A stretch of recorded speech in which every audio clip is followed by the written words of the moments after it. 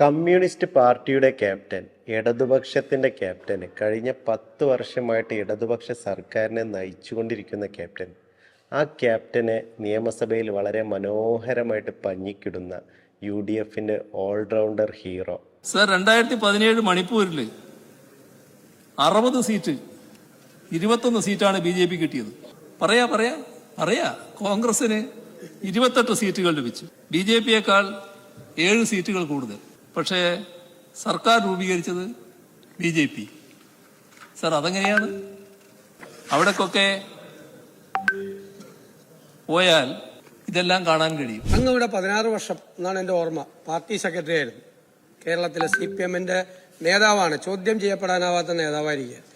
അങ്ങ് നേതാവായിരിക്കുമ്പോൾ പാർട്ടിയുടെ MLA Alphons കണ്ണന്താനവും S രാജേന്ദ്രനും BJP പോയത് അങ്ങ് അറിഞ്ഞില്ലേ?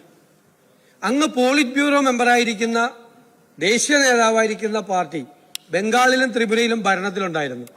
ആ ഭരണത്തിലുണ്ടായിരുന്ന ആ 2 സംസ്ഥാനത്തെ പാർട്ടി ഓഫീസ് ഉൾപ്പെടെ 90% ആളുകളും BJP ചേർന്നത് അങ്ങ് അറിഞ്ഞില്ലേ?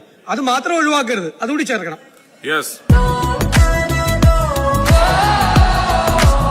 എങ്ങനെയുണ്ട് UDFിൻ്റെ ഓൾറൗണ്ടർ ഹീറോ?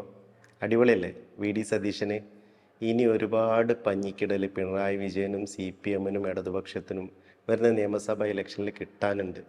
അപ്പോൾ നമുക്കതുവരെ വെയിറ്റ് ചെയ്യാം. ഓക്കെ.